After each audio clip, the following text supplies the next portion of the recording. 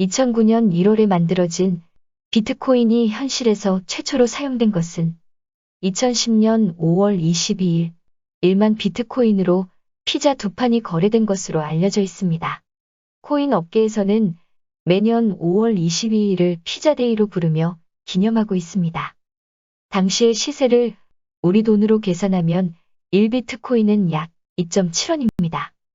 2.7원이었던 비트코인은 이후 8천만 원까지 오르기도 하며 암호화폐 시가총액은 한때 3조 달러를 돌파하기도 하였는데 이는 영국과 인도의 GDP보다 더 많은 금액입니다. 그런데 때때로 1년 남짓한 기간 동안 80% 이상 하락하기도 하는 것이 실질적으로 화폐 역할을 하는 것은 불가능합니다. 암호화폐의 정체는 무엇이길래 2.7원이었던 것이 8천만 원까지 오를 수 있었을까요? 제롬 파월 미국 연방준비제도 이사회 의장은 암호화폐는 투기 대상이라고 하였습니다. 하지만 파월은 투기 대상인 암호화폐를 금지할 생각은 없다고 하였습니다. 이유가 무엇일까요? 근본위제가 폐지되고 미국이 돈을 찍어서 경기를 부양하는 정책을 펴면서 세계에는 돈이 넘쳐나게 되었습니다. 시중에 넘치는 돈은 부동산 등으로 들어가 가격을 폭등시키기도 하고 그러고도 남아도는 유동성은 새로운 투기 상품으로 암호화폐에 주목을 하게 됩니다. 투기의 대상으로서 암호화폐는 부동산처럼 큰 자본이 없어도 접근이 용이하고 실체가 없기에 가치가 없다고 할 수도 있지만 반대로 부동산이나 석유, 곡물같이 실물 경제의 파장을 일으키지 않기 때문에 무한정 가격이 올라도 큰 저항을 받지 않기에 투기 수단으로서 매력이 커집니다. 암호화폐가 가지는 투기 수단으로서의 매력은 일론 머스크 같은 큰 손도 한탕하게 만들 만큼 강력합니다.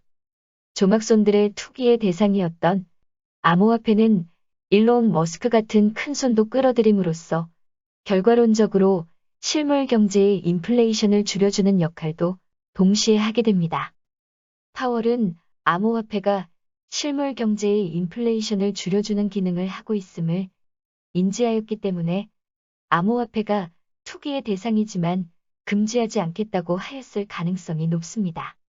GDP 세계 3위에 해당하는 독일과 버금가는 시가총액을 지닌 암호화폐의 자금이 실물 경제의 투기에 가담하게 된다면 그 파괴력은 상상하기 어려울 것입니다.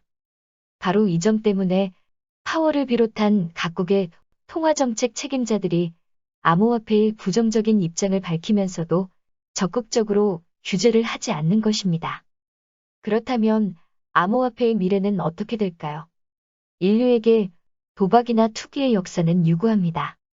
BC 1600년 이집트에는 타우와 세나트라는 도박이 있었고 성서에는 제비뽑기를 하였다는 기록이 있습니다. 고대 그리스나 로마 제국에는 매점매석과 투기가 극성을 부려 물가는 치솟고 파산자가 속출하였다는 기록이 있습니다. 자본주의가 시작될 무렵 가격이 200배까지 올랐던 튤립 투기를 비롯하여 2000년이 시작될 무렵 타올랐던 IT 버블 등등 투기의 역사는 화려합니다. 우리나라의 경우 IT 버블 때 화려하게 주가가 치솟았던 기업들 중 골드뱅크, 장미디어 로커스 등 상당수는 파산하고 주식은 휴지가 되었습니다. 암호화폐는 튤립 버블과 IT 버블의 연장선 상에 있다고 할 수 있습니다. 암호화폐의 역사적 의의는 투기의 대상이 실체가 없어도 가능하다는 것을 증명한 것이라고 할 수 있습니다. 누군가는 투자 실패로 자살을 하기도 하고 누군가는 자신의 유명세를 이용하여 큰 돈을 벌기도 합니다. 미국 최대의 가상화폐 거래소인 코인베이스는 올해 순이익이 4조 원 내외가 될 정도로 중개 수수료를 챙겨서 큰 돈을 벌고 있습니다. 실체가 없다는 점에서는 근본위제가 폐지된 모든 법정 화폐들이 같은 처지이지만 법정 화폐는 발행한 국가가 지급을 보장해준다는 점에서 가상화폐와는 차이가 납니다. 그래서 세계의 모든 경제 주체들은 엘살바도르 같은 국가가 아니라 GDP 세계 1위인 미국의 달러를 자발적으로 가장 신뢰하고 선호하는 것입니다. 그리고 기축통화국인 미국의 통화 정책 책임자인 파월은 비트코인이 투기의 대상이지만 금지하지 않겠다고 하였습니다.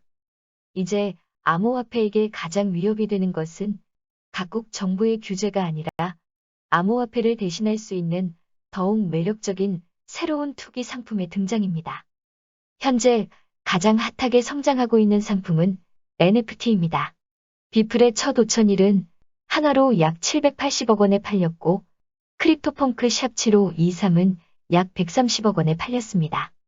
그 결과 현실의 많은 경제 주체들이 가상의 투기 시장에 뛰어들기 위한 준비를 하고 있거나 이미 진출을 시작하였습니다.